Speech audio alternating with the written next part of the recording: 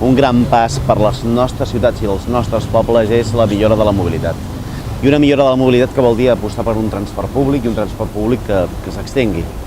Això només vindrà de la mà d'una opció ecologista com la nostra, una opció d'esquerres, i a més aquesta millora de la mobilitat pot permetre la millora de la vida de la gent, però també la millora de les nostres economies.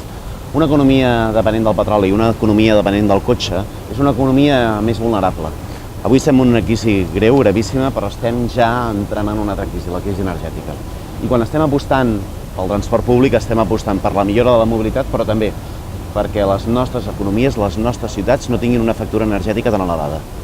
Per això entenem que avui a llocs com Girona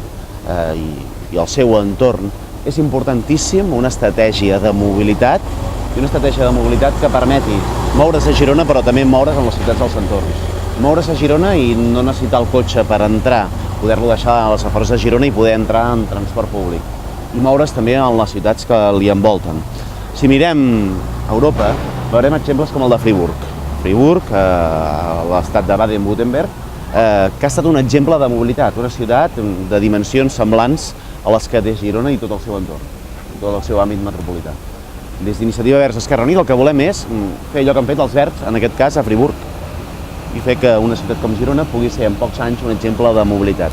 Ho hem començat a fer amb el que explicava en Joan, amb mobilitat, amb transport públic, amb autobusos, amb preus que afavoreixen l'ús del transport públic, però també amb la girocleta, una girocleta que s'ha d'estendre, i entenem que aquests passos han d'anar més endavant.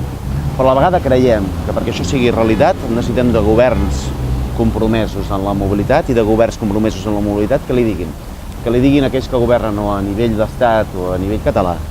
que el futur passa pel transport públic i no per la gran infraestructura. Sembla que a nivell d'estat o a nivell català només pensen en la gran infraestructura sense entendre que avui la millora de la vida de la gent a les nostres ciutats, però també la millora de la nostra economia passa per una economia menys dependent del petroli, que aposta més pel transport públic, i aquesta és una de les apostes que fem. No em vull estar, però, també de valorar les manifestacions que es van produir ahir al conjunt de l'Estat i també, en aquest cas, a la ciutat de Barcelona, per dir que les manifestacions no només expressaven que estem en una crisi econòmica, sinó que estem en una crisi política i que molta gent està no cansada, està farta, està tipa de que la nostra política majoritària, que la majoria dels partits polítics el que facin és estar al costat més dels bancs que no pas de la gent. Per tant, nosaltres prenem nota del que estan dient els ciutadans, el que deien ahir molts i moltes joves, és que la gent està tipa, que la política estigui més al costat dels bancs que al costat de la gent, i que això ha de canviar. I ho diem en aquestes municipals perquè entenem que cal que canviem la política també des de la